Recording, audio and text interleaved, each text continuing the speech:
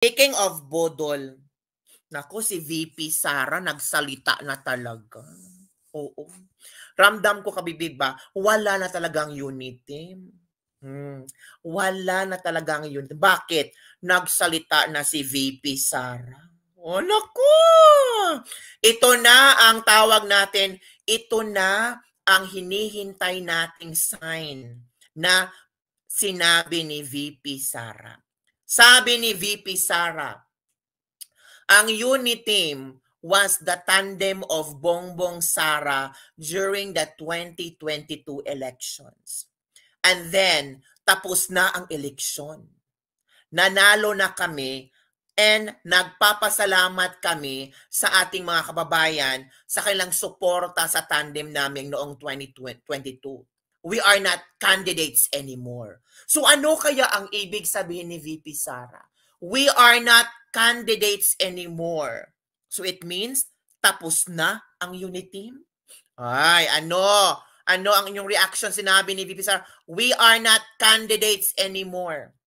Hindi na kami kandidato at wala ng unit team, VP Sara? Naku, ano ba yan, VP Sara? Magsalita ka na, VP Sara. Wala na bang unit team? Ito ha, manood tayo sa kung paano sinabi ni VP Sara ang kanyang sign na wala ng unit team at kailangan na natin na tawag dito. Ito na. Okay, manood tayo. Ito po ang unit team after ng mga suspension order sa mga allied government officials. Including the Minta. Yes. Including the rumored suspension order for Mayor Basne and Vice Act. And then I think nakubad na ako na kada na question. Sa isang unit team was the tandem during the 2022 elections. And then Bongbong Sara during the 2022 elections. And then naman ang elections nila. And napasalamat ko sa mga kaisunan sa ating mga kabayan sa kanilang support na sa tandem. So the unit team no longer exists afterwards? Wala. We are not candidates anymore. Ala. So it means unit team, it means unit team is not existing anymore. We are not candidates anymore. Hala! We are not candidates anymore. So wala nang unit team.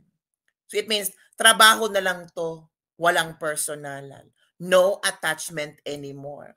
Wala na tayong unit team. Sa ginawa ng asawa mo sa akin, natural. Meron pa bang unit team? Nako. Yan nakabibig. Wala ng unit team ha. Huwag na kayo may expect na merong BBM Sara. Sara Duterte na, mga kabibig. Ako naman, sa palagay ko, si VP Sara is just doing her job as a Deputy Secretary and Vice President. And I'm sure nag-oobserba na yan. At itong sinabi niya, this is a sign. This is a sign na kumalas na siya sa unit team.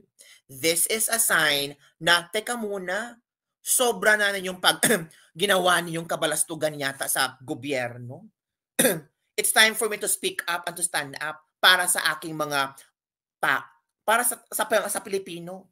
'Di ba mga kabibig? 'Di ba? So ano ang iyong komento dito sa statement ni VP Sara? We are not candidates anymore. So wala nang unit team. So it means ba Rody Hernandez na wala na siyang bilid kay Pangulong Bongbong Marcos? So it means ba wala na siyang respeto kay Pangulong Bongbong Marcos? So it means ba kakalabanin na niya si Pangulong Bongbong Marcos? Nako. What is your opinion regarding on this matter, mga kabibig? Oh, basahin natin mga opinion ng ibang mga netizen ha. Ay natin ha. Ano mga sinasabi na dito? Ito. Now, it's clear that unit team did exist only for political means and not for unity because they want to genuinely serve the people. Napaka-plastic naman ni Bongbong at Sara. Si Sara naman hindi siya plastic. Ginagawa niya kang trabaho. Ewan ko sa isa. So inamin na nila, walang plataforma para sa bayan. Pumisisyon lang upang makaupo sa kapangyarihan. Ay, ito pa. Unit team ng mga magnanakaw. So pakita lang pala ito. Grabe naman. In short, inuto lang nila ang mga DDS at Pulangaw. Anong inuto? Hindi kami nauto. Ang nakita namin na sumobra na sila. Alam nyo, in the first year ng kailang pag-upo, nakita natin ang unit team. Naramdaman natin ang unit team. Di ba mga kabibig? Pero biglang lumiko si Vongvong. Biglang lumiko ang mga kokak. At iniwan nila sa ere si VP Sara Duterte. Di ba? Iniwan nila sa ere si VP Sara Duterte. And they allow people to tear her, to malign her, to bash her, to pull her down. May ginawa ba si Vongvong? Wala. Diba? Bad shot sa akin si Sara. Yan pa ang sinabi ni Madam Kokak. Diba? So, sino ang nang-iwan? Sino ang umiwan? Sino ang, tawag dito, hindi tumupad sa plataforma at sa direksyon? Diba mga kabibig? So yun ang aking interpretasyon sa mga nangyayari ngayon. VP Sara is now standing firmly to fight against Bongbong Marcos. Yun lang ang aking interpretasyon ha. Interpretasyon ko lang yun.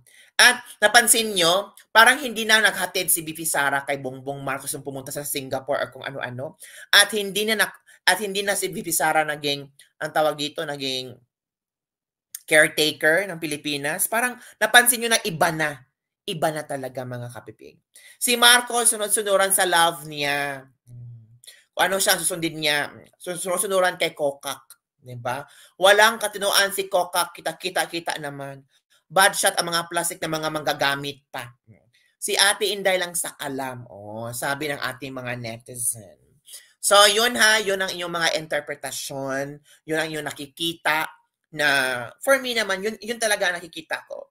Dapat humiwalay na yan si Sara para talaga move forward na siya at magagawa na niya kung ano ang gusto niyang gawin para ipakita niya kung gaano siya kalakas, kung gaano tawag dito, kung gaano kagaling ang isang agila. Hello, Kitchi Chan Gonzalez, salamat. So ano ang iyong mga komento tungkol ito mga kabibig? Gusto kong malaman. Tama lang ba na umiwas na, tumiwalag na si VP Sara sa unit team? Tama lang ba na tumiwalag na si VP Sara sa unit team? Comment below. I want to know your answer on this matter.